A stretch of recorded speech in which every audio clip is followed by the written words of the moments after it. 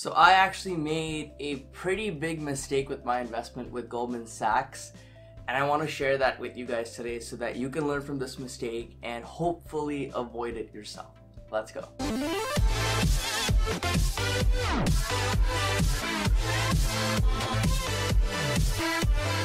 Hey guys, welcome back to another video. If you enjoyed this video, make sure to drop a huge like. Let's get at least 50 likes on this video.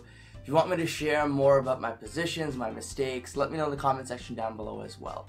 Don't forget to join our Facebook group as well. I'll leave a link in the description. We're over 500 members now, and I encourage you to join to learn more about the stock market, about investing, ask questions, and just be part of the community. Anyways, as of recording this video, Goldman Sachs makes up almost 11% of my overall portfolio. But if you watched my previous videos on my portfolio and I broke down into large, medium, small positions, you'll notice that I did talk about Goldman Sachs in there briefly, and I did mention that I did want to trim down on this position.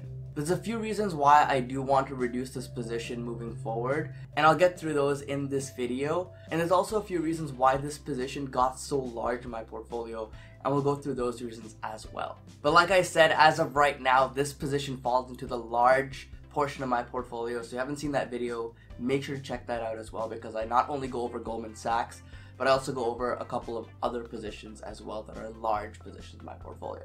But anyways, there were actually a lot of recent news articles and just information that came out in the last few weeks and months that's kind of made me more cautious on this investment, and is kind of the big reason why I'm looking to reduce this position.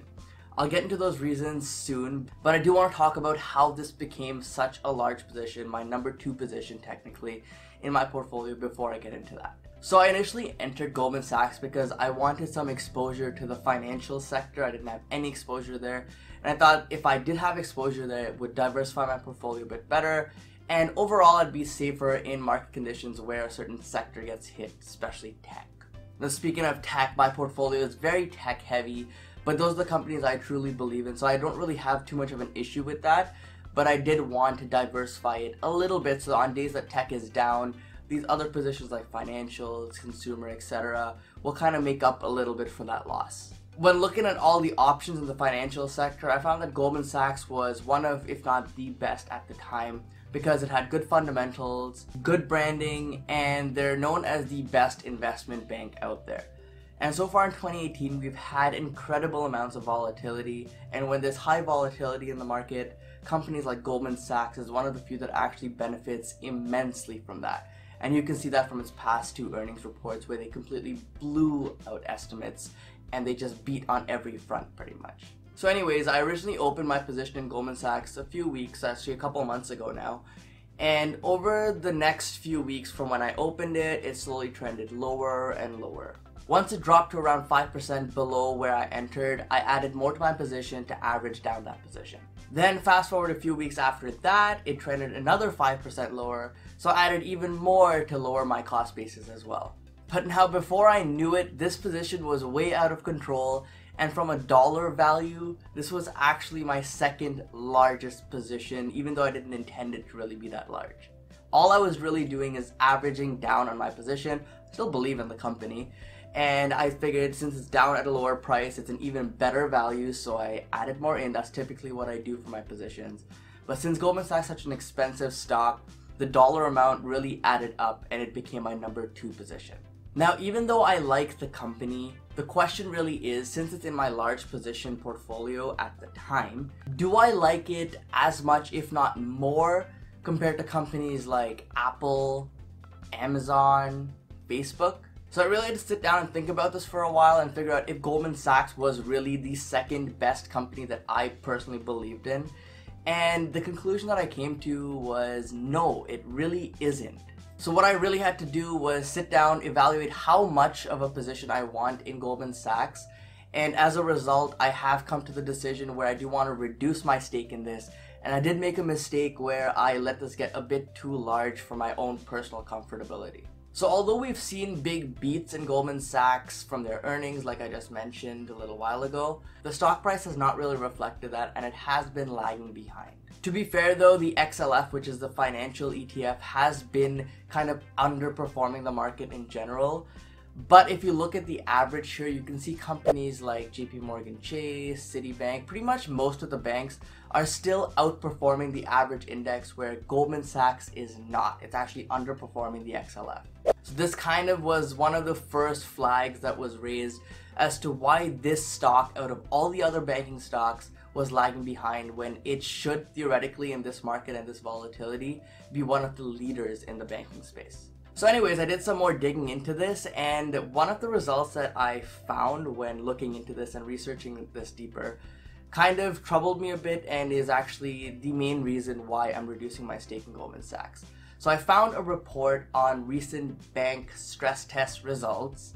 And if you're not familiar with stress tests, it's pretty much designed so that banks are able to sustain economic hardship if the economy has trouble or struggles. We want to make sure that these banks actually survive through that, so that's why these stress tests are designed. Now keep in mind, these stress tests are actually designed so that banks pass them and they don't really have much issues failing them, because the stronger that banks look, the stronger the economy looks as well. So out of 18 banks that were tested through this stress test, only one bank failed, which is Deutsche Bank, and 2 banks passed on a conditional pass: Morgan Stanley and Goldman Sachs. So essentially what this means is that Goldman Sachs cannot increase their capital spending on things like dividends or buybacks, at least not for this year. And this of course directly relates to shareholders, because now shareholders are going to see increases in other stocks and dividends like JP Morgan, Citibank, etc. But you're not going to see that this year, at least in Goldman Sachs. Now, as a shareholder in Goldman Sachs, it doesn't really concern me too much. I'm not in this stock for the dividends. If I was, much better dividend plays out there. I am in the stock for a growth and long-term potential. But the fact that it kind of conditionally passed, almost failed a stress test designed for banks to pass, raised a big red flag for me, and it does raise a bit of concern holding this as such a large position in my portfolio. Now don't get me wrong, I still absolutely love this company. I still think Goldman Sachs is a very strong brand and strong company in the financial sector, especially when it comes to investment banking. So I don't really have any doubts about the company itself and the branding and all of that. It's just that everything surrounding this right now, with the stress test, the financial sector being down in general, and this being down worse than the other banks, it just kind of gives me a sense of uncomfortability, like I mentioned, and I don't really want to have this as large of a position.